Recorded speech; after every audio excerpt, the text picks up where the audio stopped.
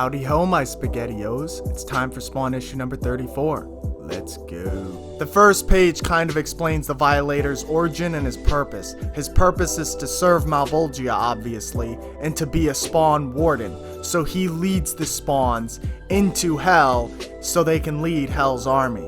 But the Violator thinks to himself, wouldn't a true native of Hell be better to lead Hell's army?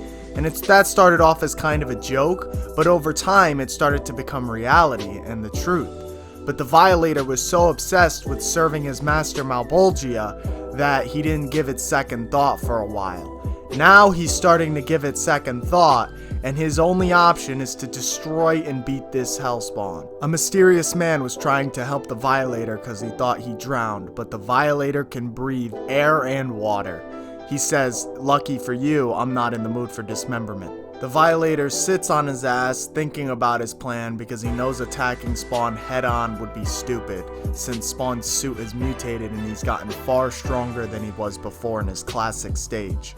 So he waits 6 days to prepare his plan. Wanda arrives at Granny Blake's house asking how she's feeling, etc. Then Granny asks her about Terry and their work. She says, you know, with this whole murder fiasco shit going on, it's pretty rough, but I've been helping him investigate and she's been helping him with his work. Granny tells Wanda that she's so generous and she hopes she never loses that. Spawn sits and broods above the New York City streets in the moonlight as he normally does. Then this little kid is walking down the New York City streets and one of these drug dealers grab him into the alleyways. The drug dealer tells him that he has a reputation to keep and he's not gonna let no punk ass kid get in the way of it. Then he shows him one of his stashes and says he's charging the kid $600 for him, so the kid hands it over. At this porn theater, we have the drug dealer watching these two girls have a mud fight and he must be like jacking off or something. It's kinda nasty. Spawn saw what this guy did to the kid, so he fucking mauls this guy to death. The news mentions that the only way that his body was identifiable was through his teeth.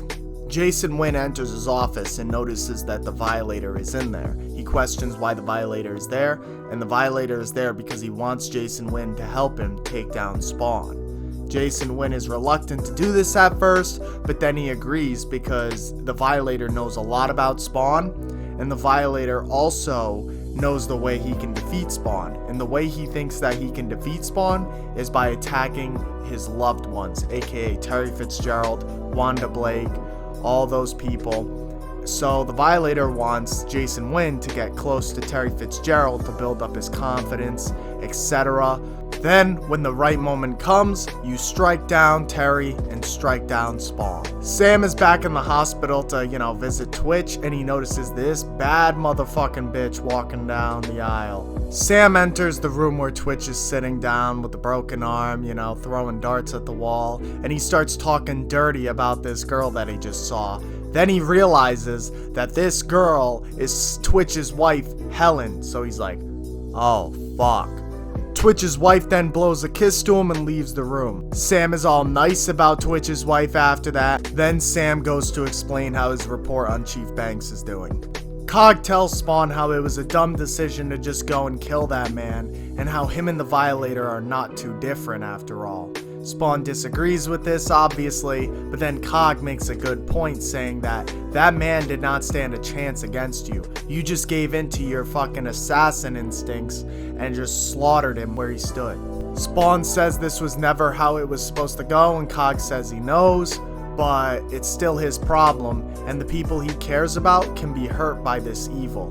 While Terry is looking through Jason Wynn's files, Jason Wynn enters the room. Terry is obviously nervous about this, but Jason Wynn just came to tell him that there's been someone within this organization creating a paper trail that leads back to him, so that means they're trying to get him with the evidence that they can find through files. So he asks Terry to help him find that person, and Terry agrees. That wraps up issue number 34, you dick suckers. Like the video if you enjoyed the video. If you didn't enjoy the video, it's okay that you're not loved. It's okay. I promise. I'll see you guys in the next one. Bye.